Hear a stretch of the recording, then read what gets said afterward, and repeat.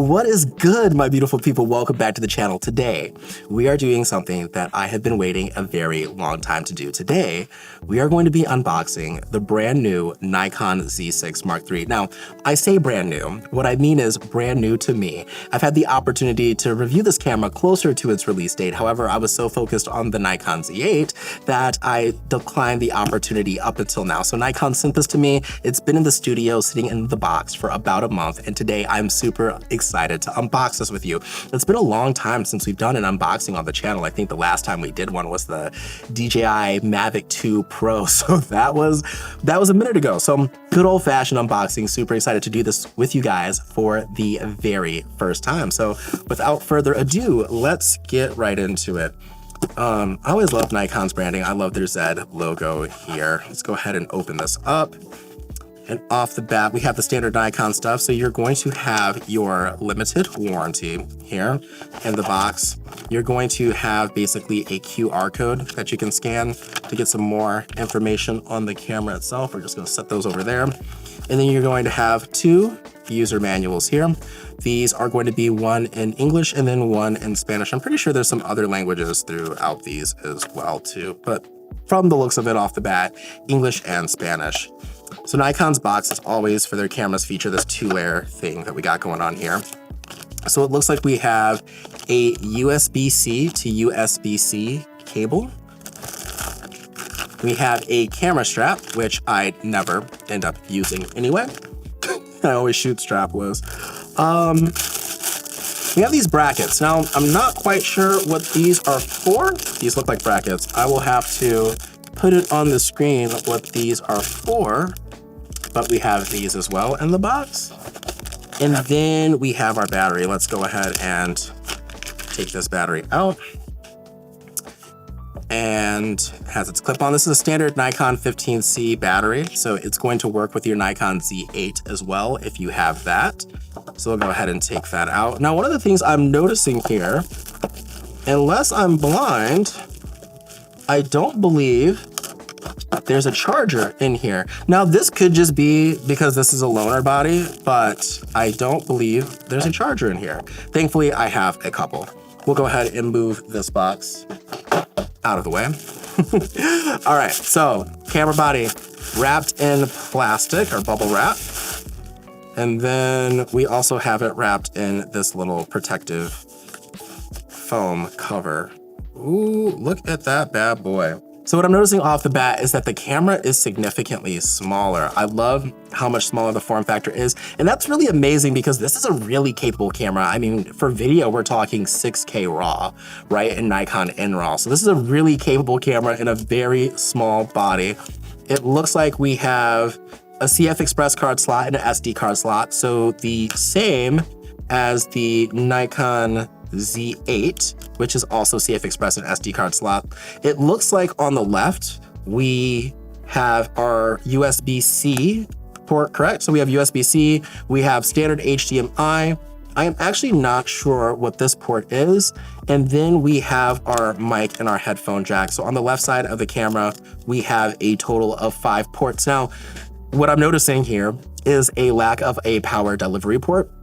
That is actually a feature that I've really come to love. It has saved me twice. Once was last year at NAB when our batteries had died after shooting the event the entire day, and we were testing out some lenses with DZO, their new R-less primes. We were testing out those, and we didn't have any. We had no juice left in the back camera.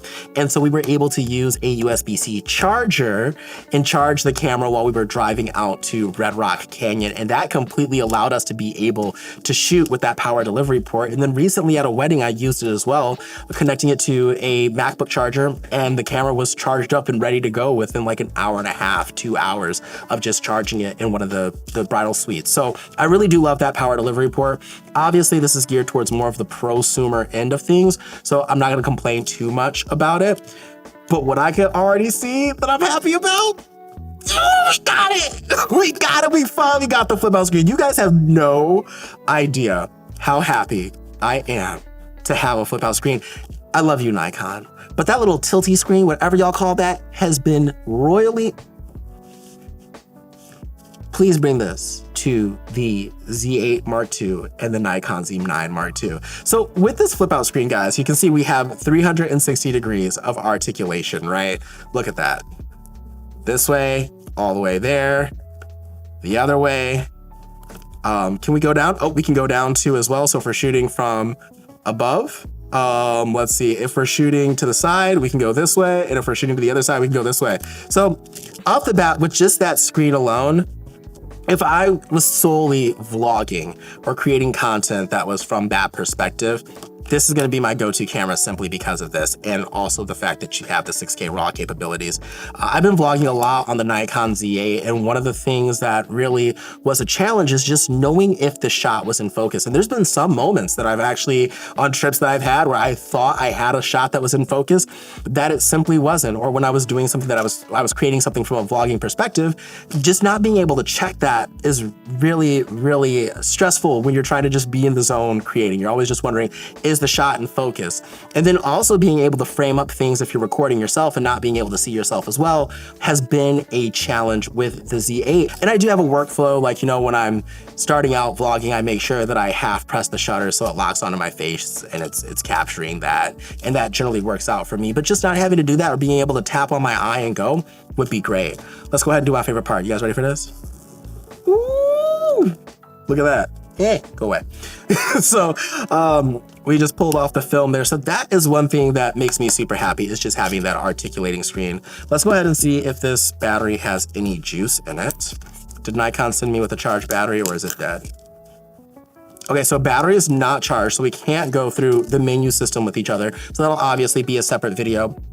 The only thing that I'm noticing that's different so far is on this top left corner. On the Nikon Z8, we had a 4-button system here instead of just the mode selector like we have here, right? So we had the ability to do white balance. We had bracketing. We had the shutter mode of the camera. So are we going to be doing high speed continuous, max 20 FPS, 120 frames per second, right? Or are we going to be doing single shot? And then we also had the ability to change the mode like we have here. On this, we only have the mode selector, so manual, aperture priority, auto, etc., right? Now, here's the thing for me. I really liked being able to not have to look away. So when I'm shooting at a wedding, right, I liked not having to look away from the back of my camera, or, you know, simply even the viewfinder, I should say, because I knew exactly where things were. So I was just able to go in and click on what I needed in order to be able to accomplish that, right? So I could just go ahead, if I needed to switch the shutter mode, I just clicked on the button because I knew where it was. I made my adjustment, and boom, I'm ready to go with the half press of the shutter. So now what this means is that you're going to have to come to the back of the camera and hit your little information icon right here, and then tap on whatever you want to change.